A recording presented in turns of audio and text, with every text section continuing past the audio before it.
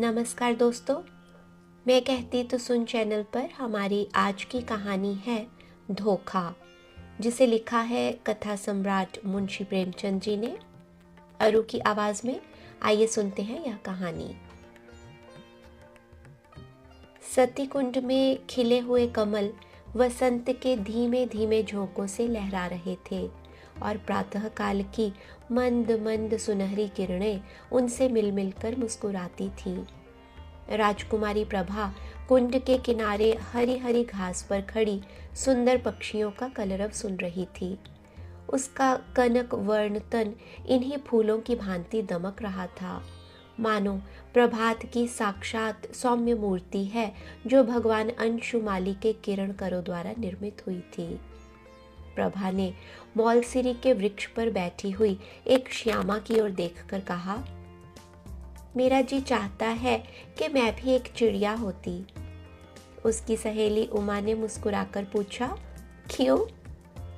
प्रभा ने कुंड की ओर ताकते हुए उत्तर दिया, वृक्ष की हरी भरी डालियों पर बैठी हुई चहचहाती मेरे कलरव से सारा बाग गूंज उठता। उमा ने छिड़कर कहा, नौगढ़ की रानी ऐसी कितनी ही पक्षियों का गाना जब चाहे सुन सकती है। प्रभा ने संकुचित होकर कहा, मुझे नौगढ़ की रानी बनने की अभिलाषा नहीं है।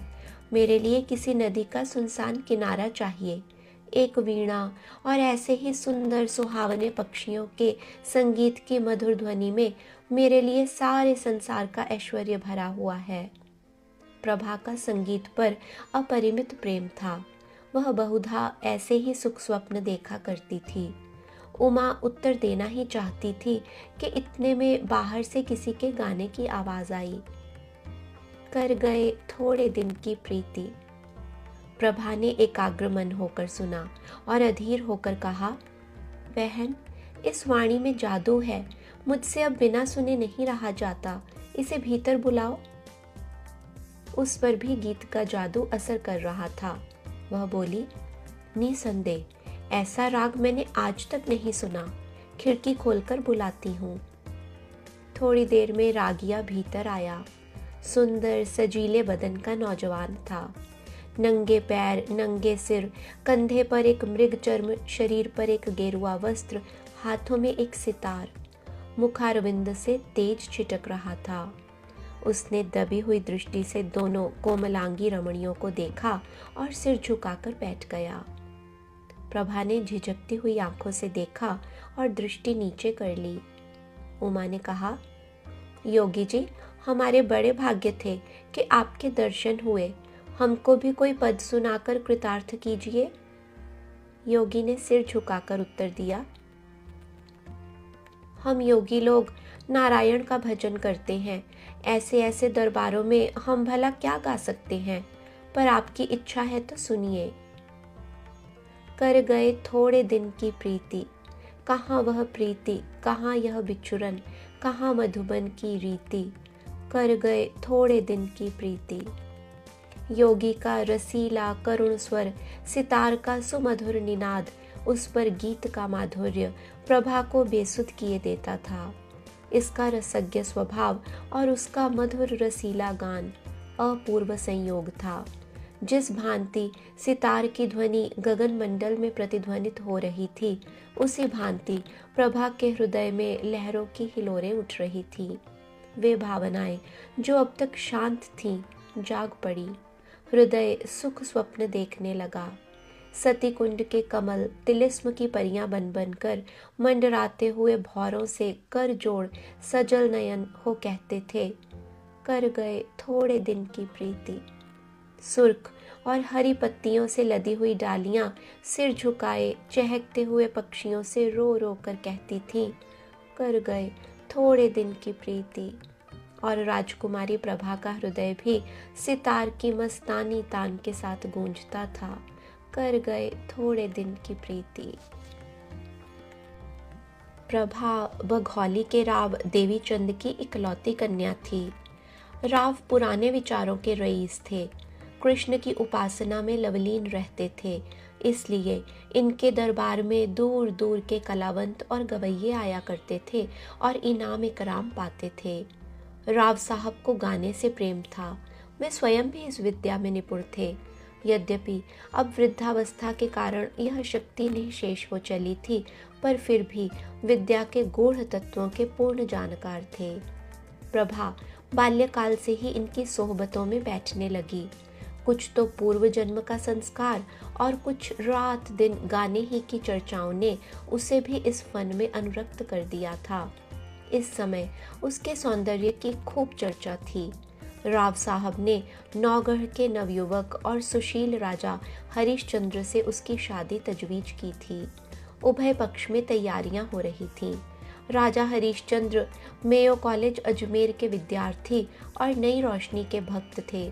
उनकी आकांक्षा थी कि उन्हें एक बार राजकुमारी प्रभा से साक्षात्कार होने और प्रेमालाप करने का अवसर दिया जाए, किंतु राव साहब इस प्रथा को दूषित समझते थे। प्रभा राजा हरिश्चंद्र के नवीन विचारों की चर्चा सुनकर इस संबंध से बहुत संतुष्ट न थी, पर जब से उसने इस प्रेममय युवा योगी का गाना सुना था, तब से वह उसी के ध्यान में डूबी रहती। उमा उसकी सहेली थी। इन दोनों के बीच कोई पर्दा न था, परंतु इस भेद को प्रभा ने उससे भी गुप्त रखा। उमा उसके स्वभाव से परिचित थी, ताड़ गई, परंतु उसने उपदेश करके इस अग्नि को भड़काना उचित न समझा। उसने सोचा कि थोड़े दिनों में यह अग्नि आप से आप शांत हो जाएगी। ऐसी लालसाओं का अंत प्रायः इसी तरह हो जाया करता है, किंतु उसका अनुमान गलत सिद्ध हुआ। योगी की वह मोहिनी मूर्ति कभी प्रभा की आंखों से न उतरती। उसका मधुर राग प्रतिक्षण उसके कानों में गूंजा करता। उसी कुंड के किनारे वह सिर झुकाए सारे दिन बैठी रहती। कल्पना में वही मधुर हृदयग्राही राग सुनती और वही योगी की मनोहारिणी मूर्ति देखती। कभी कभी उसे ऐसा भास होता कि बाहर से यह आवाज आ रही है। वह चौंक पड़ती और तृष्णा से प्रेरित होकर वाटिका की चारदीवारी तक जाती और वहां से निराश होकर लौट आती।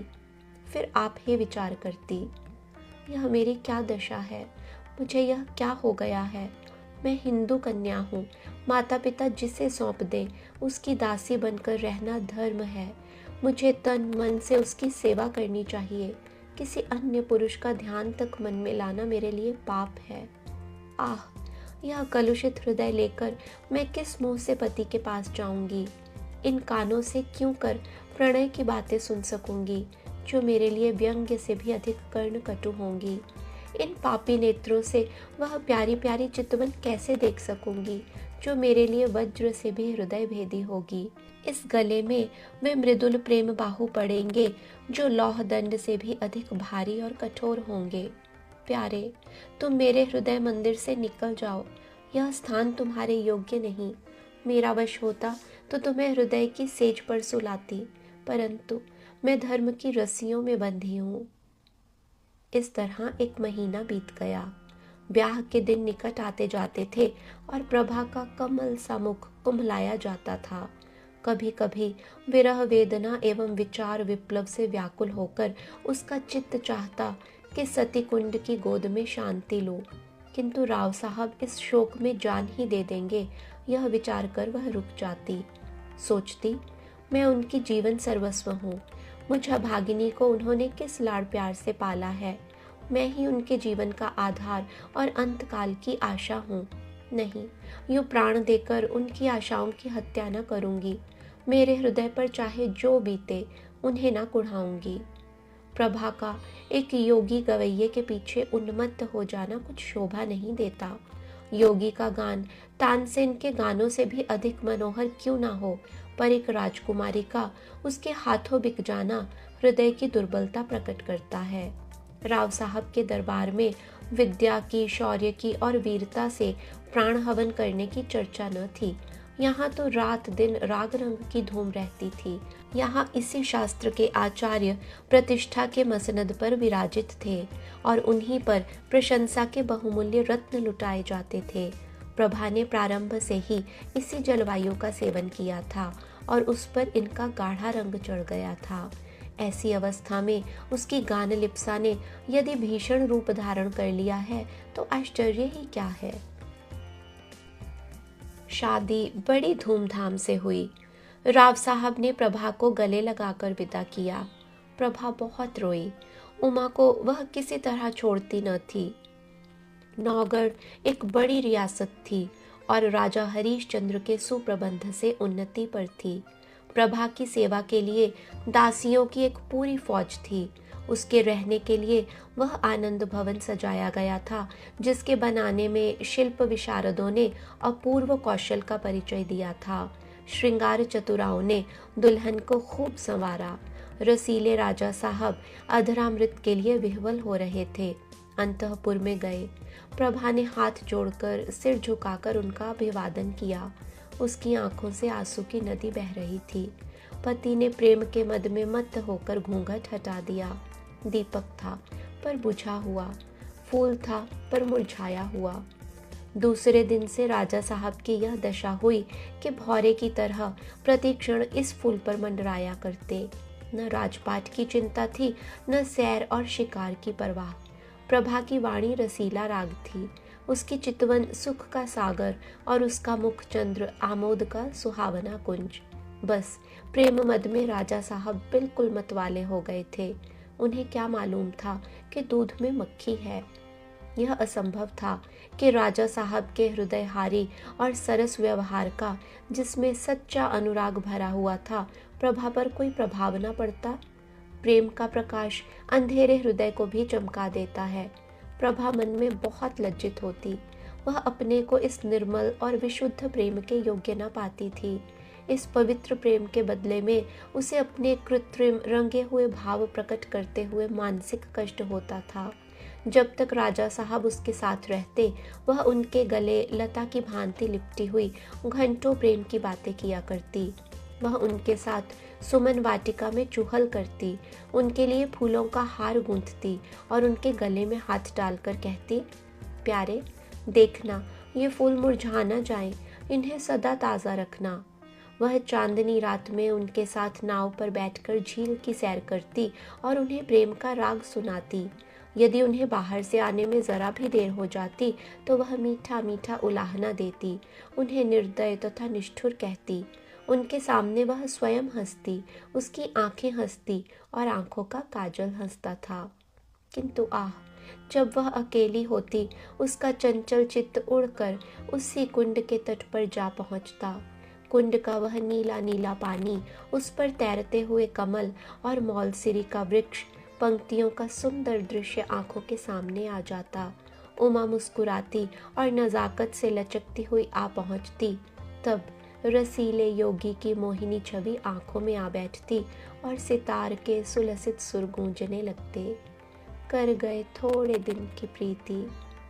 तब वह एक दीर्घ निःश्वास लेकर उठ बैठती और बाहर निकलकर पिंजरे में चहकते हुए पक्षियों के कलरव में शांति प्राप्त करती। इस भांति यह स्वप्न तिरोहित हो जाता। इस तरह कई महीने बीत गए।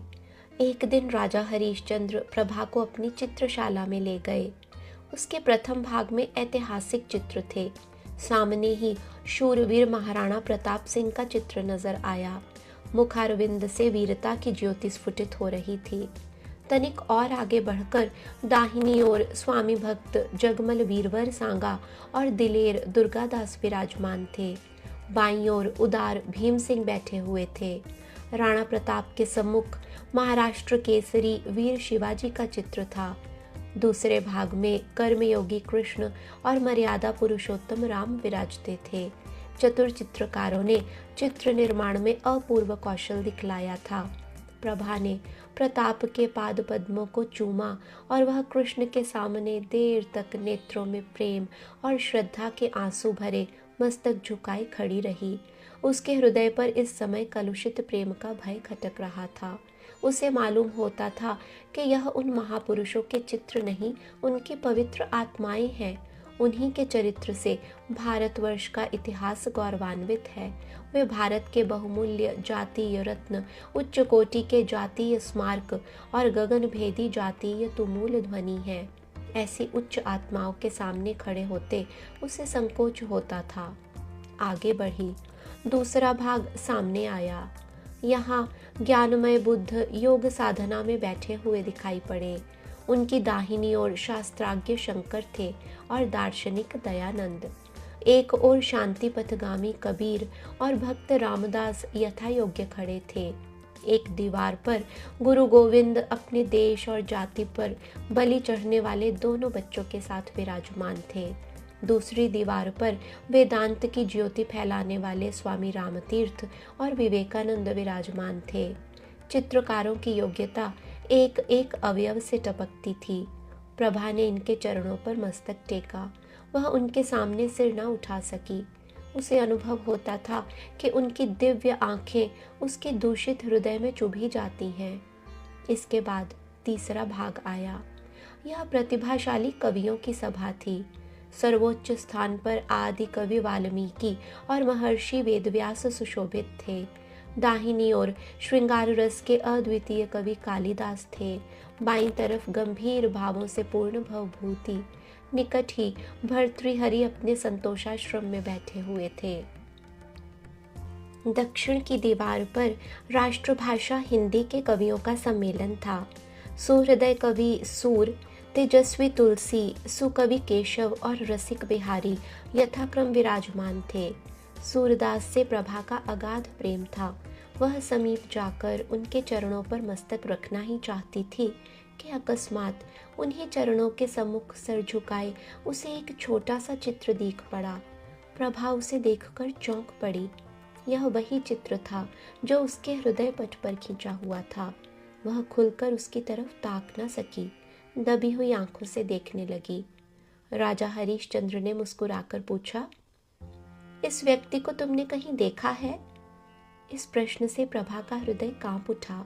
जिस तरह मृग शावक व्याध के सामने व्याकुल होकर इधर उधर देखता है, उसी तरह प्रभा अपनी बड़ी बड़ी आंखों से दीवार की ओर ताकने लगी। सोचने लगी, क्या उत्तर दूं? इसको कहीं देखा है? उन्होंने यह प्रश्न मुझसे क्यों किया? कहीं ताड़ तो नहीं गए हैं? हे नारायण, मेरी पथ तुम्हारे हाथ है, क्यों कर इनकार करूं? मुंह पीला हो गया। सिर झुकाकर क्षीण स्वर से बोली, हाँ, ध्यान आता है कि कहीं देखा है। हरिश्चंद्र ने कहा, कहाँ देखा है? प्रभा के सिर में चक्कर सा आने लगा। बोली, शायद एक बार यह गाता हुआ मेरी वाटिका के सामने जा रहा था। उमा ने बुलाकर इसका गाना सुना था। हरिश्चंद्र ने पूछा, कैसा गाना था? प्रभा के होश उड़े हुए थे। सोचती थी, राजा के इन सवालों में जरूर कोई बात है, देखूं लाज रहती है या नहीं। बोली, उसका गाना ऐसा बुरा न था। हरिश्चंद्र ने मुस्कुराकर कहा, क्या गाता था? प्रभा ने सोचा, इस प्रश्न का उत्तर दे दूं तो बाकी क्या रहता है। उसे विश्वास हो गया कि आज कुशल नहीं है। वह छत की ओर निरखती हुई बोली, सूरदास का कोई पद था। हरिश्चंद्र ने कहा, यह तो नहीं, कर गए थोड़े दिन की प्रीति। प्रभा की आंखों के सामने अंधेरा छा गया। सिर घूमने लगा। वह खड़ी न रह सकी, बैठ गई और हताश होकर बोली, हाँ, यही पद था। फिर उसने कलेजा मजबूत करके पूछा, आपको कैसे मालूम हुआ? हरिश्चंद्र बोले, वह योगी मेरे यहाँ अक्सर आया जाया करता है। मुझे भी उसका गाना पसंद है। उसी ने मुझे यह हाल बताया था। किंतु वह तो कहता था कि राजकुमारी ने मेरे गानों को बहुत पसंद किया और पुनः आने के लिए आदेश किया। प्रभा को अब सच्चा क्रोध दिखाने का अवसर मिल गया। वह बिगड़कर बोली, यह बिल्कुल झूठ है, मैंने उससे कुछ नहीं कहा। हरिश्चंद्र बोले, यह तो मैं पहले ही समझ गया था कि यह उन महाशय की चालाकी है। डींग मारना गवैयों की आदत है, परंतु इसमें तो तुम्हें इनकार नहीं कि उनका गाना बुरा न था। प्रभा बोली, ना, अच्छी चीज को बुरा कौन कहेगा? हरिश्चंद्र ने पूछा। फिर सुनना चाहो तो उसे बुलवाऊं, सिर के बल दौड़ा आएगा। क्या उनके दर्शन फिर होंगे? इस आशा से प्रभा का मुखमंडल विकसित हो गया, परंतु इन कई महीनों की लगातार कोशिश से जिस बात को भुलाने में वह किंचित सफल हो चुकी थी, उसके फिर नवीन हो जाने का भय हुआ। बोली, इस समय गाना सुनने को मेरा जी नहीं चाहता। राजा ने कहा, यह मैं न मानूंगा कि तुम और गाना नहीं सुनना चाहती। मैं उसे अभी बुलाए लाता हूँ। यह कहकर राजा हरिश्चंद्र तीर की तरह कमरे से बाहर निकल गए। प्रभा उन्हें रोक न सकी। वह बड़ी चिंता में डूबी खड़ी थी।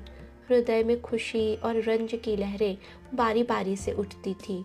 मुश्किल से 10 मिनट बीते होंगे कि उसे सितार के मस्ताने सुर के साथ योगी की रसीली तान सुनाई दी। कर गए थोड़े दिन की प्रीति।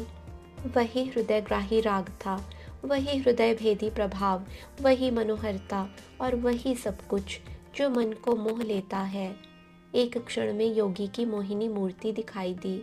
वही मस्तानापन, वही मतवाले नेत्र, वही नयनाभिराम देवताओं का सा स्वरूप। मुखमंडल पर मंद मंद मुस्कान थी। प्रभा ने उसकी तरफ सहमी हुई आंखों से देखा। एकाएक उसका हृदय उछल पड़ा। उसकी आंखों के आगे से एक पर्दा हट गया। प्रेम विह्वल हो, आंखों में आंसू भरे, वह अपने पति के चरणाबिंदों पर गिर पड़ी और गदगद कंठ से बोली, प्यारे, प्रियतम। राजा हरिश्चंद्र को आज सच्ची विजय प्राप्त हुई। उन्होंने प्रभा को उठाकर छाती से लगा लिया। दोनों आज एक प्राण हो गए। राजा हरिश्चंद्र ने कहा, जानती हो मैंने यह स्वांग क्यों रचा था? गाने का मुझे सदा से व्यसन है और सुना है तुम्हें भी इसका शौक है। तुम्हें अपना हृदय भेंट करने से प्रथम एक बार तुम्हारा दर्शन करना आवश्यक प्रतीत हुआ और उसके लिए सबसे सुगम उपाय यही सूझ पड़ा। प्रभा ने अनुराग से देखकर कहा, योगी बनकर तुमने जो कुछ पा लिया वह राजा रहकर कदापि न पा सकते। अब तुम मेरे पति हो और प्रियतम भी, पर तुमने मुझे बड़ा धोखा दिया और मेरी आत्मा को कलंकित किया। इसका उत्तरदायी कौन होगा? धन्यवाद दोस्तों। उम्मीद है यह प्यारी सी कहानी आपको पसंद आई होगी। इसी तरह की और भी ढेर सारी कहानियाँ सुनने के लिए हमारे साथ जुड़े रहें, हमारे चैनल को सब्सक्राइब करके। नई कहानी के साथ शीघ्र ही फिर मुलाकात करेंगे। तब तक के लिए नमस्कार।